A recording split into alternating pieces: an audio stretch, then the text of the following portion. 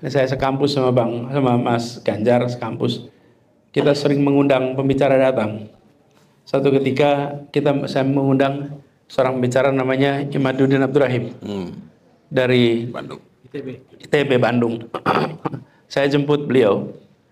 Lalu di perjalanan saya ini baca Bang Imad itu, semula saya mengira beliau ini ulama karena buku kuliah tauhid itu.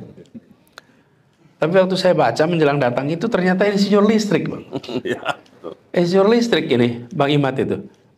Jadi di perjalanan dari bandara ke lokasi saya ngobrol, Bang Imad ini ternyata insinyur listrik. Gimana ceritanya kok dulu masuk listrik?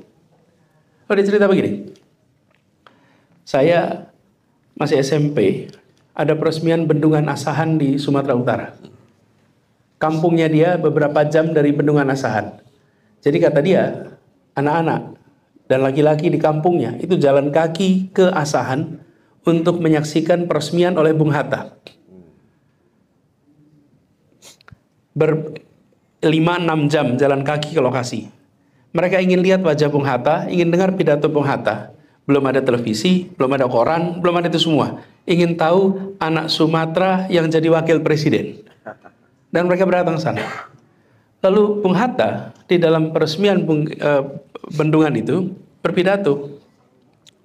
Pidatonya panjang, tapi saya bayangkan pidato Bung Hatta itu bukan seperti pidato Bung Karno. Pidato Bung Karno mungkin menggelegar. Pidato Bung Hatta itu datar. Dan Bung Hatta mengatakan begini, saudara-saudara sekalian, kira-kira di masa depan Indonesia harus membangun lebih banyak bendungan seperti ini. Harus lebih banyak membangun pembangkit listrik. Karena Indonesia masa depan akan membutuhkan energi listrik yang banyak sekali.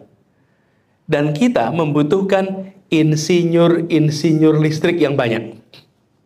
Lalu katanya semua anak pulang kampung ingin jadi insinyur listrik. Termasuk Bang Imad. Kenapa? Karena kata Bung Hatta, saya ingin jadi insinyur listrik. Jadi berangkatlah ke Jakarta, berangkatlah ke Bandung untuk jadi insinyur listrik. Saya mendengarkan cerita itu. Apa yang menarik? Rakyat mendengar pidato pemimpinnya dan memiliki kepercayaan tanpa syarat pada pemimpin. Tidak ada satupun yang mendengarkan Bung Hatta pidato dan berpikir gini, saudaranya punya bisnis listrik apa ya? Saudaranya kontraktor bendungan apa ya? Tidak ada. Temannya adalah, tidak ada sama sekali.